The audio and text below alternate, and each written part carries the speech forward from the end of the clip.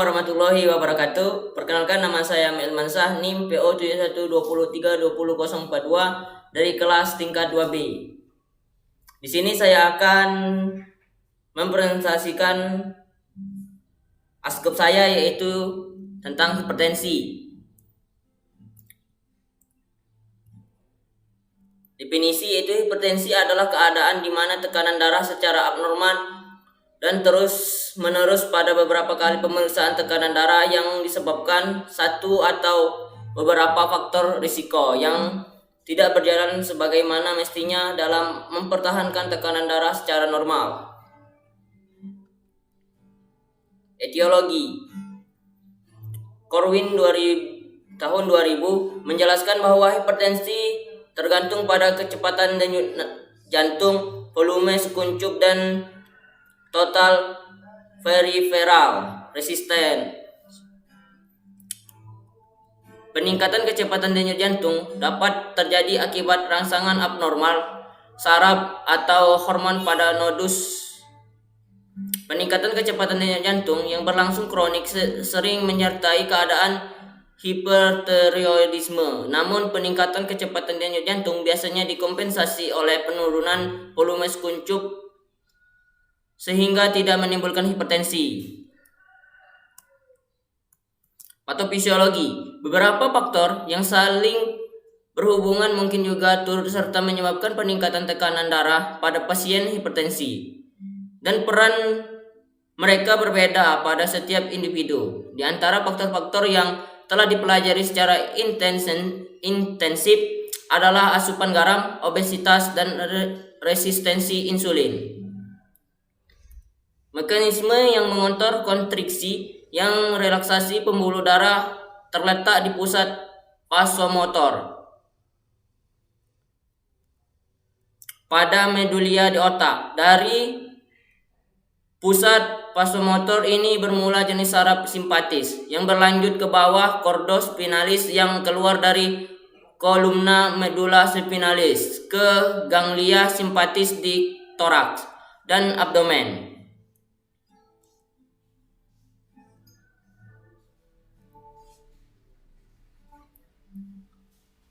Pitway. Umur, jenis kelamin, gaya hidup, obesitas, genetik, dan alkohol. Hipertensi yaitu kerusakan vaskular pembuluh darah, perubahan situs informasi yang minim, masalah keperawatannya yaitu defisit pengetahuan. Dari kerusakan vaskular ke pembuluh darah menuju ke perubahan struktur penyumbatan pembuluh darah, vasokonstriksi, gangguan sirkulasi, terus ke pembuluh darah sistematik, vasokonstriksi, afterblood. Timbullah masalah keperawatan yaitu penurunan curah jantung. Fatigue yaitu timbullah masalah keperawatannya yaitu intoleransi aktivitas. Manifestasi klinis. Pada pemeriksaan fisik tidak dijumpai kelainan apapun selain tekanan darah yang tinggi, tetapi dapat pula ditemukan perubahan yang retina seperti perdarahan, eksudat atau kumpulan cairan, penyempitan pembuluh darah, dan pada kasus berat edema pupil.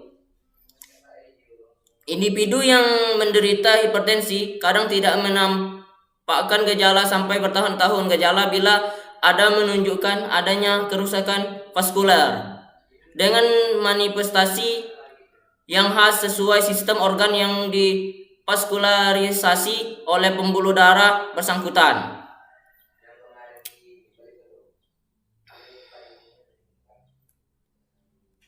Selanjutnya yaitu penata laksanaan non farmakologis.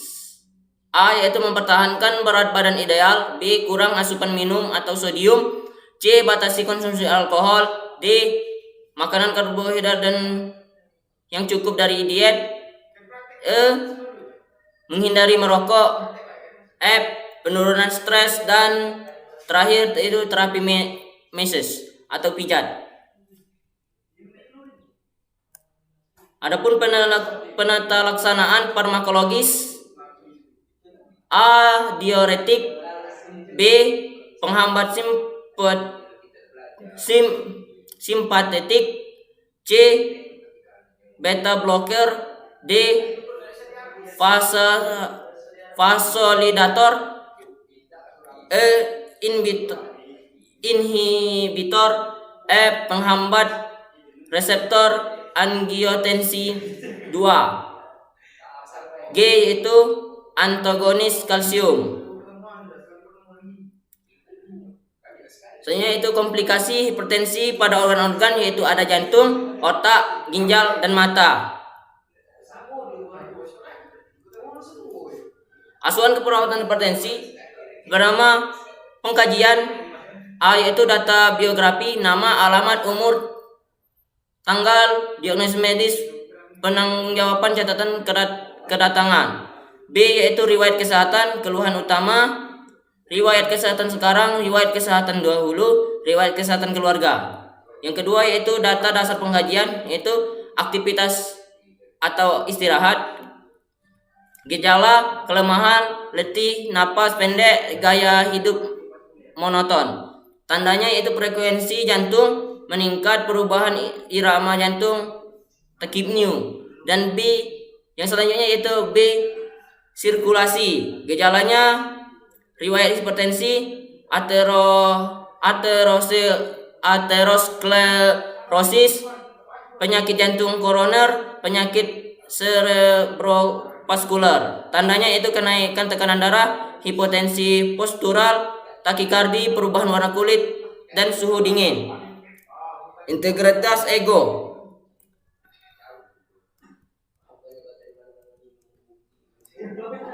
Gejalanya itu riwayat perubahan kepribadian, ansietas, depresi, euforia, faktor stres multiple. Tandanya itu letupan suasana hati, gelisah, kontinu, perhatian, tangisan yang meledak, otot tegang, pernapasan menghela, dan peningkatan pola bicara. Selanjutnya yaitu D, eliminasi, yaitu gejalanya gangguan ginjal atau yang lalu.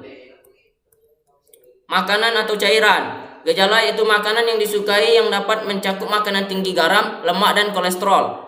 Tandanya itu berat badan normal atau obesitas, adanya edema. Neurosensori. Gejalanya itu keluhan, pusing atau bening, sakit kepala, berdenyut, gangguan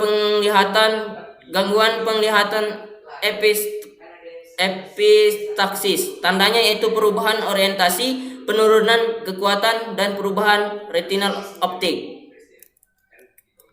Nyeri atau ketidaknyamanan. Gejalanya itu angina, nyeri hilang pada tungkat, sakit kepala oksipital berat, nyeri abdomen. Pernapasannya gejala dyspnea yang berkaitan dengan aktivitas, tachypnea, orthopnea, dan dyspnea nocturnal dan proksimal. Batuk dengan atau tanpa dahak, jalan cepat untuk merokok. Tandanya yaitu distress respirasi atau penggunaan otot aksesoris pernapasan tambahan, cyanosis. Keamanan.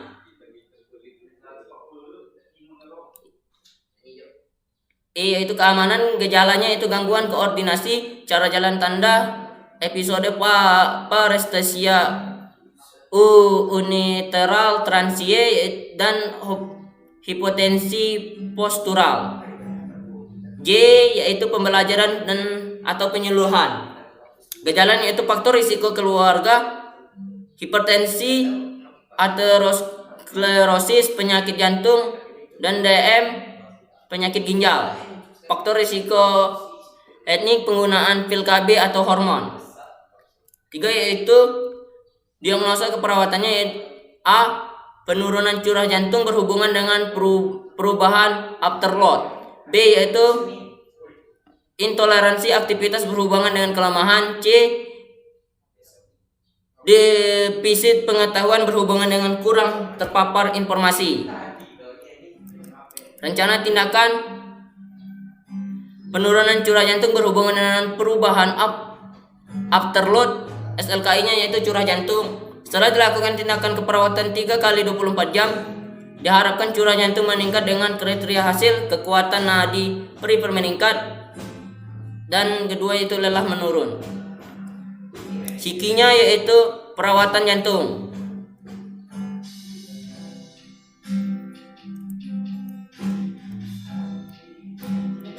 Selanjutnya yaitu intoleransi aktivitas berhubungan dengan kelemahan. SLKI-nya yaitu toleransi aktivitas. Tujuan setelah dilakukan tindakan keperawatan selama 3 kali 24 jam, diharapkan toleransi aktivitas meningkat dengan kriteria hasil. 1 yaitu keluhan lelah menurun, dyspnea saat aktivitas menurun. Sikinya yaitu manajemen energi.